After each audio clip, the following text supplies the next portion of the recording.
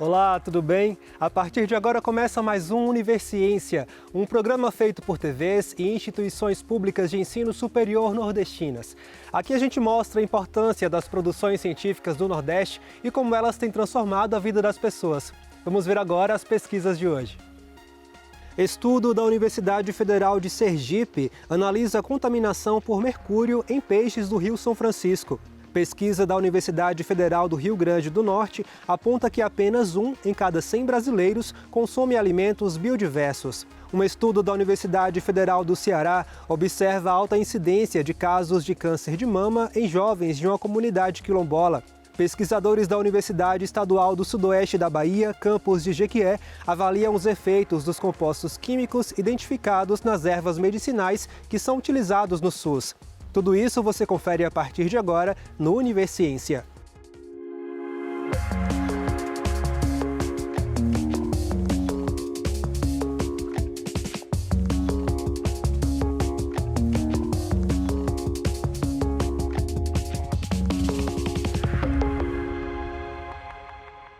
Considerado um dos alimentos mais saudáveis para a alimentação humana, os peixes são recomendados na dieta alimentar pela pouca gordura e baixa caloria, além de serem ricos em proteínas. No entanto, o consumo do pescado pode ser prejudicial à saúde das pessoas em caso de contaminação por metais, provocando danos aos sistemas nervoso, digestivo e imunológico. Um estudo da Universidade Federal de Sergipe analisa a contaminação por mercúrio em peixes do Rio São Francisco. Vamos acompanhar. Ao longo dos quase 3.000 quilômetros de extensão, o Rio São Francisco corta 6 estados brasileiros.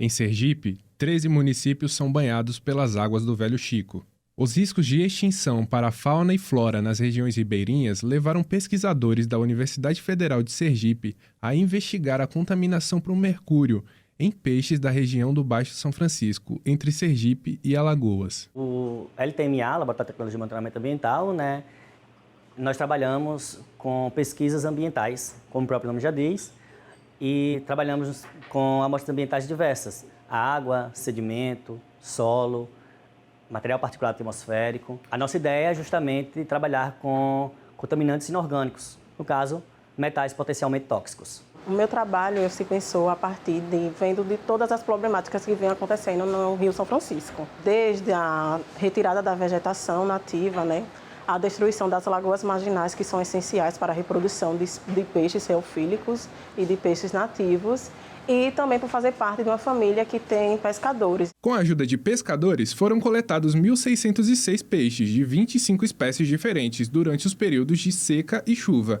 entre os municípios de Propriá, em Sergipe, e Porto Real do Colégio, em Alagoas. Após a coleta desses peixes, eles foram levados para o laboratório, onde lá ocorreu o procedimento de identificação das espécies e a biometria, foi aferidos o peso corporal e o comprimento total. Após isso, foi feita a retirada do tecido muscular. A escolha do músculo é porque é considerada uma das partes comestível. Então, como a gente queria fazer uma comparação, que é ligado, porque quem sobrevive lá nessas regiões ribeirinhas, eles pegam os peixes tanto para se alimentar como para comercializar. Então, a gente precisou pegar uma parte que fosse comestível, para fazer essa análise da taxa de quociente de risco. As análises químicas ocorreram no Centro de Recursos Pesqueiros da Companhia de Desenvolvimento do Vale do São Francisco, a Codevasf. Foi possível perceber que durante esse trabalho, as espécies analisadas elas tiveram concentrações baixas de mercúrio, então elas não oferecem risco ao consumo humano, só que tem lá mercúrio, só que em concentrações baixas. Foi possível perceber também que as espécies nativas que tinham valor comercial, elas apareceram um pouco na captura e foram substituídas por espécies nativas que não têm valor comercial. Então, isso acaba impactando de forma direta aquela comunidade que sobrevive da pesca. Apesar da análise mostrar que o mercúrio encontrado nos peixes está dentro do limite permitido para o consumo humano, os pesquisadores chamam a atenção para as espécies com maiores níveis de concentração do metal. Entre elas o lambiá, a pirambeba e a piaba verde. A espécie que mais apresentou, tanto no período seco como no período chuvoso, foi a lambiá, que é conhecida também como peixe-cachorro, que é uma espécie carnívora, e essa tendência já é esperada, porque ela se alimenta de outros peixes que já estejam contaminados. E o mercúrio, ele vai se transpor em toda a cadeia alimentar, né? E, além de identificarmos contaminantes, que foi o mercúrio nesse caso, né, nós temos a relação entre o surgimento de espécies, né, a inclusão de espécies, novas espécies no Baixo São Francisco, e a extinção de algumas, ou seja, o desaparecimento, né?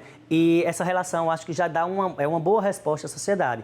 No caso do trabalho da Érica, nós encontramos espécies marinhas, espécies invasoras e também espécies que foram adicionadas, ou seja, incluídas no rio. No período seco, os peixes mais comuns encontrados no rio foram pirambeba, pacu, lambiá, traíra, sarapó macrurus e piaba-facão. Já no período chuvoso, aragu, pacu-cedê, piau três pintas, traíra, lambiá e piau branco foram os mais encontrados. As espécies que são consumidas por a gente, pelos humanos, né, que servem para alimentação, elas justamente são elas que estão desaparecendo e surgindo espécies que não têm sido consumidas pela população ou que não têm função alimentícia. As amostras coletadas no São Francisco também vão passar por novas análises para identificar outros metais, como zinco, chumbo e cádmio. A gente recebe a amostra do peixe, liofiliza ela, que é um processo de retirar a umidade, retirar a água do peixe, e assim a gente obtém um pó, onde a gente faz uma análise analítica desse pó. Com esse pó obtido, a gente consegue determinar os níveis de metais potencialmente tóxicos que estão naquela amostra.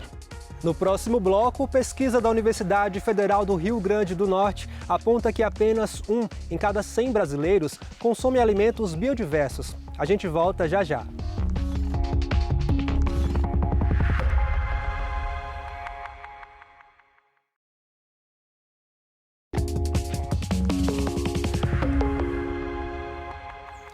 O Brasil é um dos países mais biodiversos do mundo, porém essa biodiversidade não se reflete no prato do brasileiro. Um estudo feito por cientistas do Laboratório de Nutrição da Universidade Federal do Rio Grande do Norte e outras 7 universidades mostra que apenas 1 em cada 100 pessoas consome alimentos biodiversos. A equipe do estudo alerta para a importância de se considerar o contexto socioeconômico ao promover o consumo desses alimentos.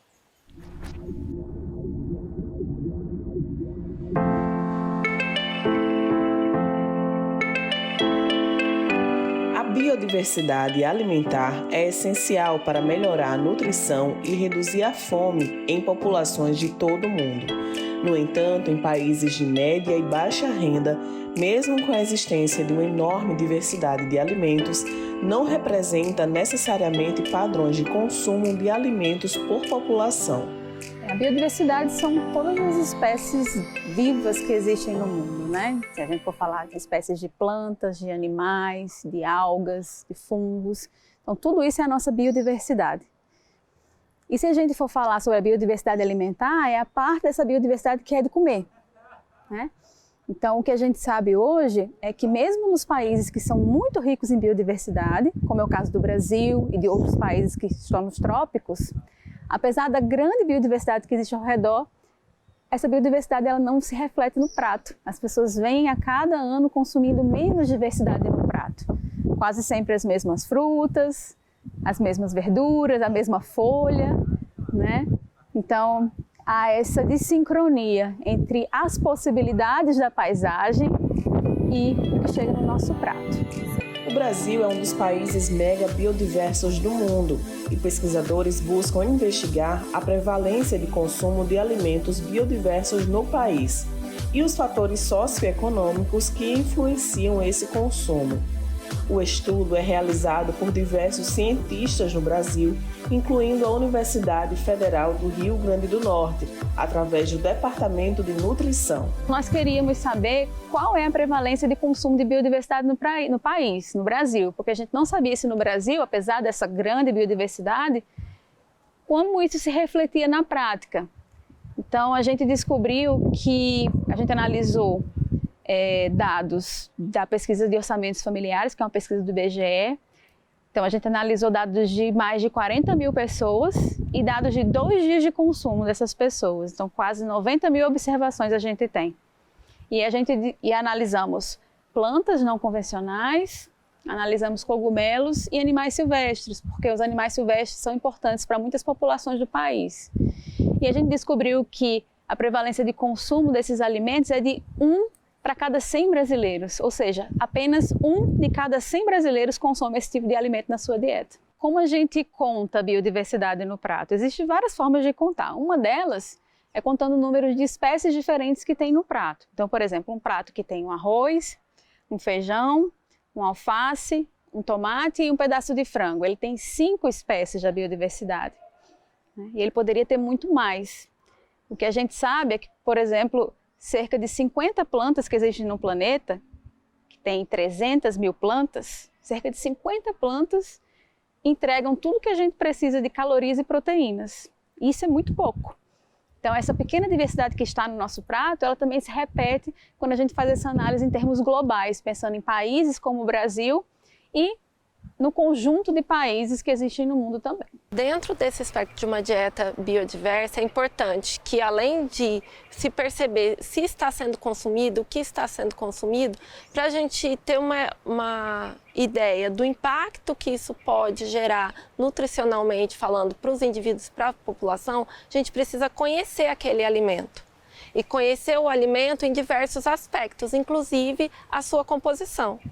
E aí essa composição ela perpassa os níveis de proteínas, de fibras, que são nutrientes importantes para a alimentação do indivíduo, e de micronutrientes, minerais, vitaminas, e cada alimento vai ter as suas características. E hoje a gente conhece essa composição de alguns alimentos, de outros não. Então a nossa ideia é fazer essa composição de uma ampla gama de alimentos, tanto de alimentos de origem vegetal, animal, e gerar esses dados que podem fomentar mais o consumo a partir do momento que a gente sabe tem tal nutriente nesse alimento. Isso pode ser uma forma de estimular o consumo e também para análise dessas pesquisas de consumo alimentar, quando o indivíduo chegar relatando que fez o consumo de um tucumã, fez o consumo de uma taioba, que a gente saiba a composição daquele alimento no prato do indivíduo. Os pesquisadores apontam que o consumo de alimentos biodiversos no Brasil é baixo, apenas relacionado a 1,3% da população, variando de acordo com a área, etnia, idade, insegurança alimentar, sexo e nível educacional. Nós trabalhamos com a base de dados do IBGE, que é uma base de dados pública, que tem informações de consumo alimentar, e a gente usou várias técnicas para analisar essa prevalência de consumo, né?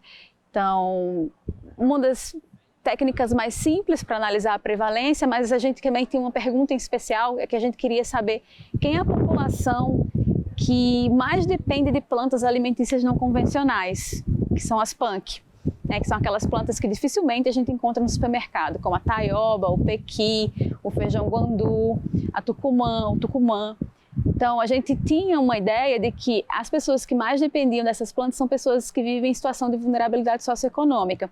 E a gente confirmou essa hipótese, né, de que as pessoas que comem mais dessas plantas são pessoas que usam essas plantas como uma rede de proteção. Então, são mulheres, em geral negras, que vivem na zona rural, em domicílios onde a fome é uma ameaça. A gente descobriu também que as populações que consomem cogumelo e caça são diametralmente opostas. Então, as pessoas que consomem cogumelos são pessoas com altíssimo nível de escolaridade, com uma renda 10 vezes maior do que a renda média da população, brancas vivendo no sul e sudeste. E as populações que consomem carne de caça são populações que têm 1/3 da renda média do país, que vivem em lares com insegurança alimentar no norte e nordeste do país. Então, esse dado é muito importante porque mostra para a gente que se por qualquer razão a carne de caça não estiver disponível para essas pessoas que dependem desse recurso, elas podem vir a passar fome. A gente sabe que uma dieta que tem menos diversidade é uma dieta de menor qualidade nutricional. A gente demora mais a atingir a adequação de diversos nutrientes, como a vitamina C, vitamina A, enfim. Então, quando a gente consome mais diversidade, maior a chance de a gente ter mais esses nutrientes todos contemplados, né? O segundo ponto é que a gente já sabe hoje, que alguns estudos vêm demonstrando que quanto maior a diversidade no nosso prato, menor é a taxa de mortalidade. Para a saúde ambiental também a gente tem consequências, porque se a gente fala que o prato tem que ser diverso, a gente está dizendo que as hortas têm que ser diversas, que as fazendas têm que ser diversas e não baseadas em monoculturas. E a gente sabe que as monoculturas apresentam diversos desafios, né, para esse nosso desejo de fazer a transição ecológica.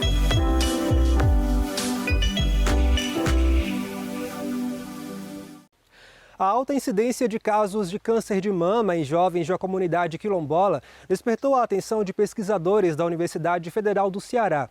Você vai conhecer agora um estudo que busca entender o papel da herança genética para o desenvolvimento de tumores precoces e o que pode ser feito para dar mais qualidade de vida e longevidade para essas mulheres.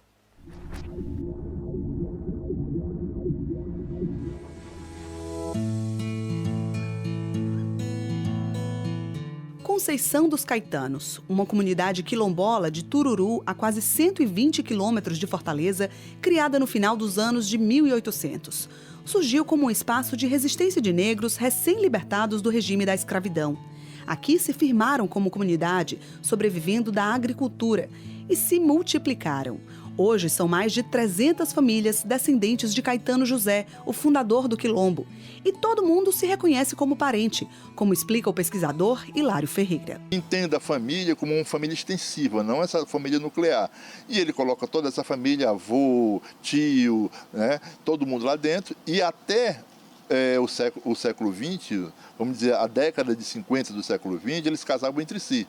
É a partir se não me falha a memória, né, da década de 50 do século XX que pessoas de fora, brancos, vão entrando naquela comunidade. Essa grande família dos caetanos compartilha mais do que a mesma cultura e os mesmos traços físicos. Tem também algo genético que tem preocupado os médicos. Quase todos por aqui convivem de perto com o medo de um dia desenvolver um câncer. Minha irmã, minha tia, meu avô, tudinho. Todos já tiveram câncer? Tiveram. Minha irmã morreu dessa doença real mesmo. Sério? Era jovem ainda? Hã? Era jovem? Ela tinha uma filha. Ela foi com 24 anos, ela. A senhora tem medo dessa doença? Eu tenho, minha filha, que não tem jeito.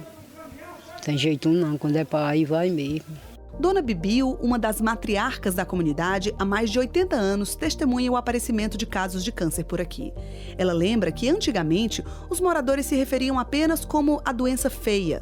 Pela falta de assistência, era algo tratado pelos próprios quilombolas. As pessoas adoeciam, não tinha como se cuidava só com remédio do mato. Uma pessoa ensinava uma coisa, outra ensinava outra. E ela... Tudo quanto ensinava, ela tomava e não servia de jeito nenhum. Chá, essas coisas? Chá. Aqui na nossa comunidade não tinha ninguém que tivesse alguma inteligência para a saúde, não. Tudo era fora. A situação mudou. Hoje a comunidade tem um suporte, a própria unidade básica de saúde. A primeira acolhida dos pacientes com sintomas suspeitos de câncer. E o número de pessoas com esses sinais chama a atenção. A gente tem detectado muitos casos de câncer de mama aqui na comunidade. E é só do foco mesmo dos caetanos. Mais de 10 casos a gente já foi detectado aqui já. E é mais gente nova, né? O idoso já é da adolescente mesmo. Agora mesmo a gente está com uma paciente que está indo para Fortaleza que foi detectada. E foi assim, encaminhada pelo posto de saúde, que a primeira paciente da comunidade quilombola de Tururu chegou ao UFC, mais especificamente ao Grupo de Educação e Estudos Oncológicos, o GEON.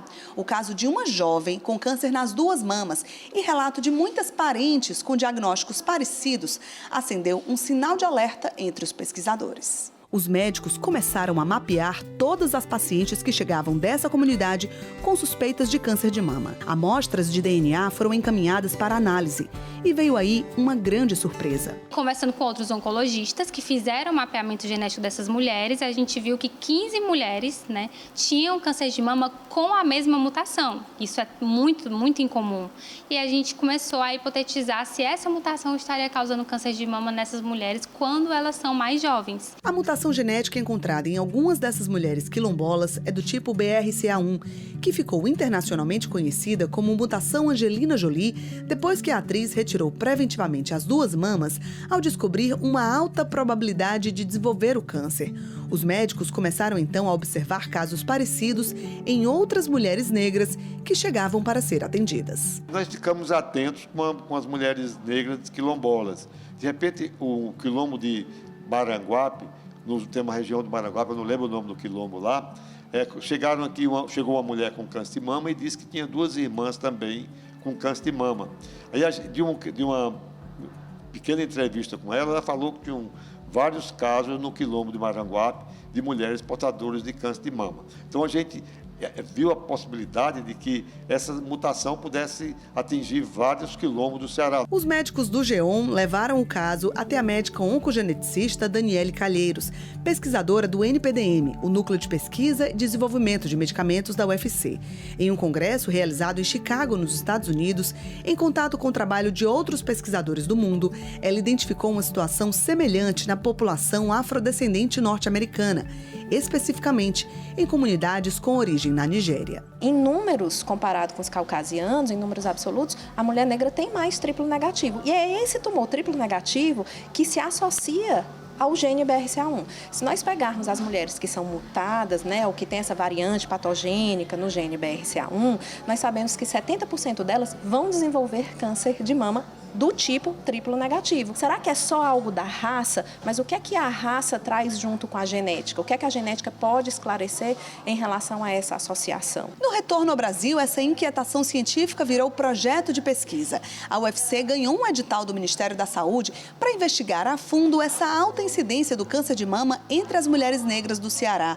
Nos próximos anos, quase 4 milhões de reais vão ser investidos em um estudo amplo que vai abranger todas as 183 comunidades quilombolas espalhadas por 62 municípios cearenses. Os recursos são do Programa Nacional de Apoio à Atenção Oncológica, o PRONUM do Ministério da Saúde.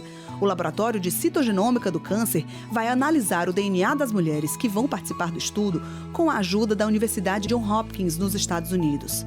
A ideia é entender os detalhes dessa herança genética tão forte para o desenvolvimento de tumores precoces, e outros aspectos também serão observados. A gente sabe que o câncer é uma doença multifatorial, ele é a genética mais o ambiente. E é por isso também que o projeto tem o propósito de avaliar a que produtos essas mulheres elas estão se expondo, avaliar incidência de obesidade, ver toda a parte nutricional das mulheres quilombolas, nas famílias quilombolas. Então a gente vai unir a informação genética com a informação ambiental para ver se essa mutação ou se existe outra mutação que está causando câncer de mama nessas mulheres mais jovens, que elas acabam tendo 60% a mais de risco de desenvolver esse câncer de mama quando comparado com as mulheres caucasianas. Com os dados da pesquisa, os médicos envolvidos esperam oferecer alternativas às mulheres que carregam esse DNA com predisposição à doença. O objetivo final é oferecer a essas comunidades segurança, saúde, longevidade.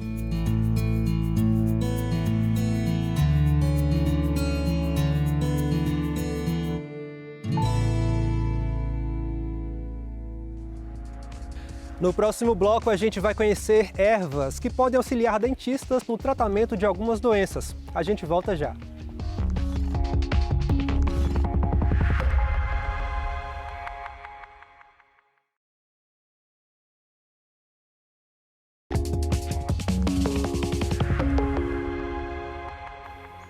Pesquisadores da Universidade Estadual do Sudoeste da Bahia, campus de Jequié, avaliaram os efeitos dos compostos químicos identificados nas ervas medicinais que são utilizados no Sistema Único de Saúde e descobriram um potencial antifúngico capaz de auxiliar os cirurgiões dentistas a tratar algumas doenças, como a cândida oral. Conheça um pouco mais sobre essa pesquisa agora.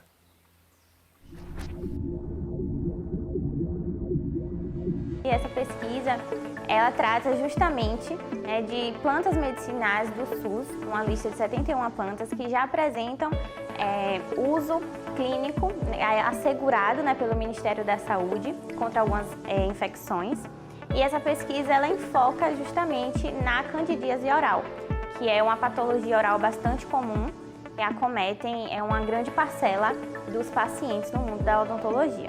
Eu acho que a parte mais inovadora desse trabalho está associada o uso de plantas medicinais, a odontologia e a aplicação de metodologias computacionais na área da quimioinformática e bioinformática. Através desses programas, a gente consegue triar compostos existentes em plantas que têm algum tipo de potencial para aplicação farmacológica, como nesse caso, plantas com aplicação antifúngica, e a partir daí identificar características toxicológicas, características farmacológicas e selecionar compostos presentes nessas plantas que podem se transformar em novos medicamentos no futuro. A candidose ou a candidíase é uma doença que afeta não só a cavidade oral, e eu falo muito aos meus alunos em sala de aula, a boca não é separada do sistema. Então você tem uma infecção, uma candidose oral, ela pode vir a se alastrar no organismo e virar, se transformar numa infecção sistêmica. E a importância disso é a gente conseguir identificar plantas que a gente pode aplicar diretamente com baixo custo para a população. Das 71 plantas que já são listadas na lista do SUS, nós encontramos que 4 delas apresentaram potencial específico, né, contra a candida oral, a candidíase oral.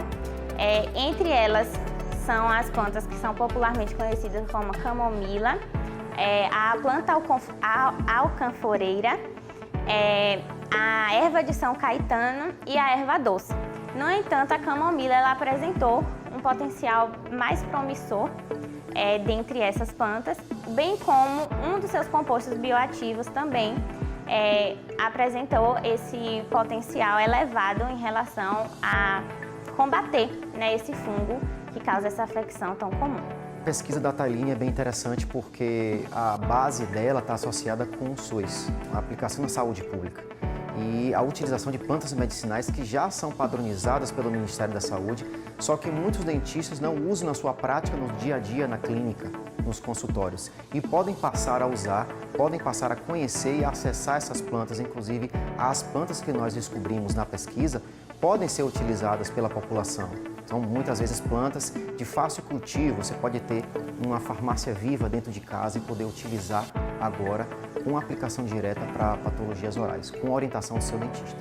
Sim, então, essa pesquisa ela vai abrir um leque, né, de opções para o tratamento, tanto no que diz respeito ao uso pelos cirurgiões dentistas, né, que atualmente não utilizam muito dessas técnicas alternativas, como a utilização de plantas naturais, né? Então a gente pode ter uma eficácia nesse tratamento muito maior e diminuindo esses efeitos adversos que são levados ao paciente com essas drogas utilizadas.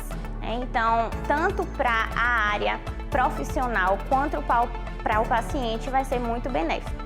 A primeira diferença é o custo do tratamento. A segunda diferença é que com os modelos computacionais, os programas computacionais, a gente consegue identificar se essas substâncias presentes nas plantas, elas têm características toxicológicas, por exemplo. A maioria dessas plantas utilizadas na lista do RNSUS, elas são plantas já utilizadas pela população brasileira, então tem um certo nível de segurança para a utilização, mas não estudadas propriamente ditas para aplicação oral. Eu pretendo continuar com essa pesquisa e avançar, né, nos níveis até em que a gente consiga chegar na formulação farmacêutica, que é o intuito principal, para que a gente consiga construir um fitoterápico, né, ou até uma alternativa complementar mesmo para o tratamento dessa afecção oral. Então, trabalhar primeiramente com esse tipo de metodologia que já é diferente, que já foge, né, do nosso âmbito da área ali clínica, foi bem desafiador, mas também bem gratificante, porque as descobertas elas estão, né, trazendo informações bem promissoras e que com certeza vão levar a um futuro muito próspero aí nessa área da pesquisa científica.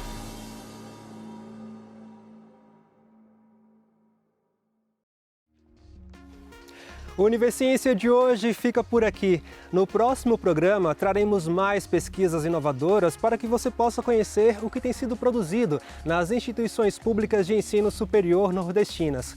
Caso tenha alguma dúvida, envie um e-mail para universiencia@uesb.edu.br que a gente te responde por aqui em um próximo programa. Obrigado pela sua companhia e até mais.